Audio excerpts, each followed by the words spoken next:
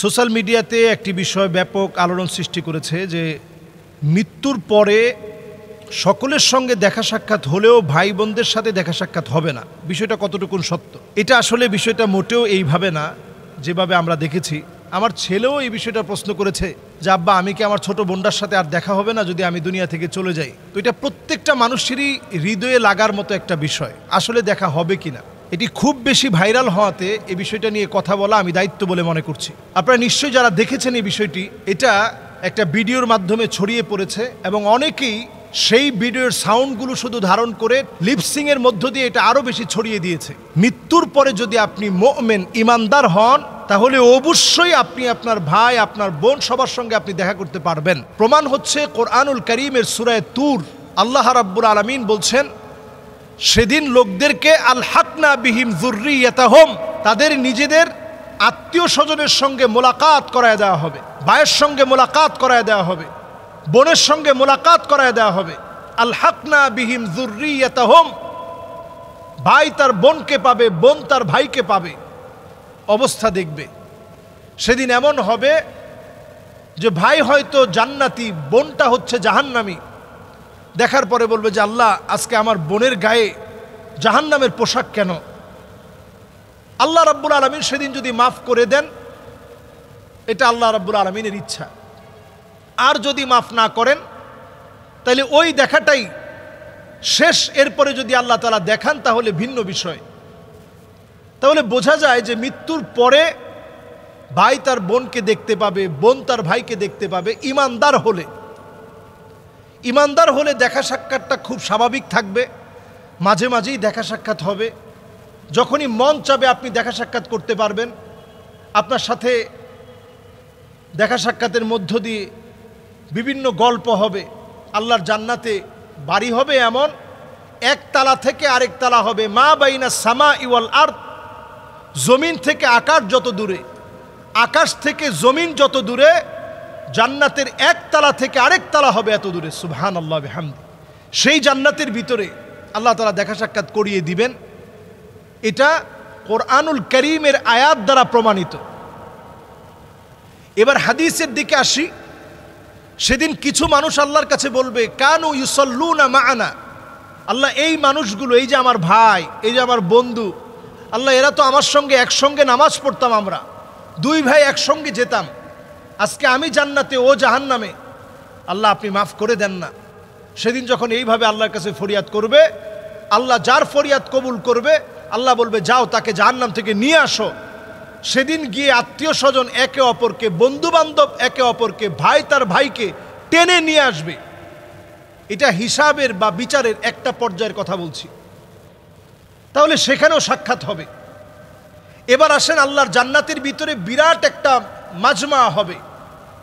সেখানে আল্লাহ রাব্বুল আলামিন বলবেন, আল্লাহ তাআলা সেদিন ডাক দিয়ে বলবেন, ওয়ামতাজুল ইয়াউমা আইয়ুহাল মুজরিমুন, অপরাধীরা আজকে পৃথক হয়ে যাও, তোমাদের সঙ্গে আজকে আর কোনো লেনদেন নাই। সরাসরি এখন কথা হবে জান্নাতীদের সঙ্গে। আল্লাহ তাআলা সেদিনও একটা মিলন মেলা ঘটাবেন।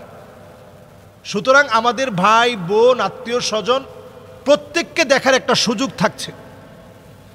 এরপর নবীজি সাল্লাল্লাহু আলাইহি সাল্লামের আরেকটি প্রসিদ্ধ হাদিস, সেই প্রসিদ্ধ হাদিসের বক্তব্য অনুযায়ী বোঝা যায়, নবীজি কবর জিয়ারত করতে গেলে নবীজি বলতেন, আসসালামু আলাইকুম দারা কওমিন মুমিনিন আতাকুম মা তুআদুন গাদাম মুআজ্জালুন ওয়া ইন্না ইনশাআল্লাহু বিকুম লাহিকুন। নবীজি বলতেন, ইনশাআল্লাহু বিকুম লাহিকুন, অচিরেই তোমাদের সঙ্গে আমি মিলিত হব। নবীজির চাচার কবরের সামনে দাঁড়িয়ে সাইয়্যিদুশ শুহাদা আমির হামজা রাদিয়াল্লাহু তাআলা আনহুর কবরের সামনে দাঁড়ায় নবীজি বলছেন, অচিরেই আপনার সঙ্গে আমার মিলিত হবে, অচিরেই আপনাকে আমি দেখব, আপনাকে আমি পাবো। তার মানে বোঝা যায় আত্মীয় স্বজনের সঙ্গে, তার মানে বোঝা যায় আত্মীয় স্বজনের সঙ্গে একটা দেখা সাক্ষাৎ হবে, একটা মিলন মেলা হবে।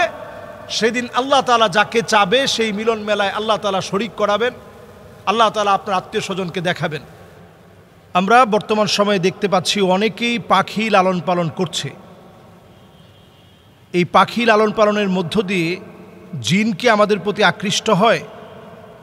পাখি লালন পালনের কোনো সুযোগ ইসলামে আছে কিনা? গুরুত্বপূর্ণ একটি বিষয়, পাখি লালন পালন। এটি আমাদের দেশের এখন একটা ট্রেন্ডিং ইস্যু বলে আমি মনে করি। আপনারা দেখবেন যে এখন পাখিদেরকে খুব সুন্দর করে ছোটবেলা থেকেই লালন পালন করা হয় এবং প্রত্যেকটা পাখিকে ছোটবেলা থেকে ট্রেনিং বিল্ড আপ করানো হয়। ঘুমাতে হবে কিভাবে, বাচ্চাদের সাথে কিভাবে খেলাধুলা করতে হবে।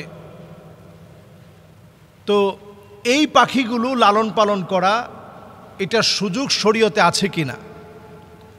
হ্যাঁ, নবীজি সাল্লাল্লাহু আলাইহি ওয়াসাল্লাম একজন সাহাবীকে জিজ্ঞাসা করলেন, ইয়া উমাইর মা ফাআলান নুগাইর। উমাইর রাদিয়াল্লাহু তাআলা আনহুর একটা ছোট্ট পাখি ছিল, নাম ছিল নুগাইর। তো নুগাইর নামক পাখিটা, তার ব্যাপারে নবীজি সাল্লাল্লাহু আলাইহি ওয়াসাল্লাম জানতে চাইলেন, ইয়া উমাইর মা ফাআলান নুগাইর, নুগাইর নামক পাখিটার খবর কি? তো আমরা এই জন্য বর্তমানে যে সমস্ত পাখিগুলো রয়েছে লালন পালন করা যেতে পারে, যে সমস্ত পাখি কথা বলতে পারে, তাদেরকে ট্রেনিং বিল্ড আপ করিয়ে আরও বেশি সুন্দর সুন্দর কথা শেখানো।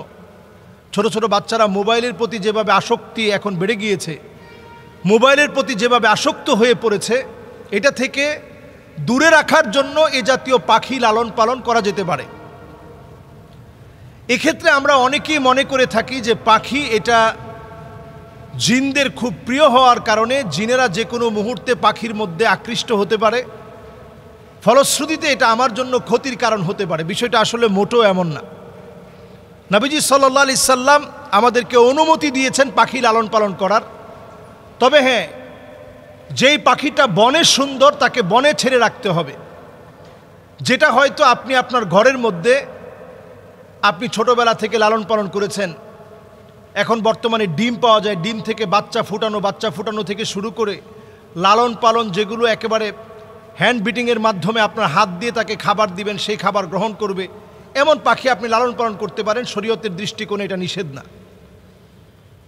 এরপরে আসুন, জিনদের মধ্য থেকে কিছু প্রকারের পাখি আছে যেগুলো জিনেরা দেখলে ভয় পায়। এর মধ্যে একটা হচ্ছে কবুতর। এই কবুতরটা জিনেরা দেখলে ভয় পায়, এটা বরকতের কারণ। এটাকে হাদিসের পরিভাষায় মুরগি জাতীয় যত রকমের আমাদের আশপাশে যেগুলো আমরা লালন পালন করি, আমাদের বাচ্চারা খেলাধুলা করে, এই জাতীয় যতগুলো পাখি আছে, এই পাখিগুলো যদি আমরা লালন পালন করি, টিয়া পাখি হতে পারে, লাভবার্ড হতে পারে, এগুলো যদি আমরা পালন করি, কাকাতুয়া হতে পারে। এখন দেখবেন অনেক রকমের পাখি রয়েছে, অনেক প্রজাতির পাখি। পাখির হাট বসে এখন বিভিন্ন জায়গায়, যেগুলোর লাইসেন্স করা আছে, তারা যে কথা বলতে পারে সেগুলোর লাইসেন্স আছে। এই জাতীয় পাখিগুলো লালন পালনের মধ্য দিয়ে এতে কোনো গুনাহ নেই, বরং আমরা আমাদের বাচ্চাদেরকে মোবাইলের আসক্তি থেকে ফিরানোর জন্য এ জাতীয় পাখি আমরা লালন পালন করতে পারি। এতে গুনাহের কোনো কারণ থাকবে না, বরং এটা সওয়াবের কারণ হবে। যদি তাদের সাথে আপনি সুন্দর আচরণ করেন, ভালোভাবে খাবার দেন, তাদেরকে ট্রেনিং দিয়ে যদি আপনি কথাবার্তা শিখান, এবং আপনার চারপাশে আপনি এই বাচ্চাগুলোকে দেখবেন অনেক সময় আপনার কাঁধে, আপনার হাতে বাচ্চারা ঘোরাঘুরি করে। এই পাখির ছানা যদি আপনার হাতে, আপনার কাঁধে যদি ঘোরাফেরা করে, আপনার কাছে ভালো লাগবে, ভালো ফিল হবে। এটা ইসলাম কোনোভাবেই নিষিদ্ধ করে না। আল্লাহ তাআলা আমাদেরকে বোঝার তৌফিক দান করুক। আসসালামু আলাইকুম ওয়া রাহমাতুল্লাহি ওয়া বারাকাতুহু।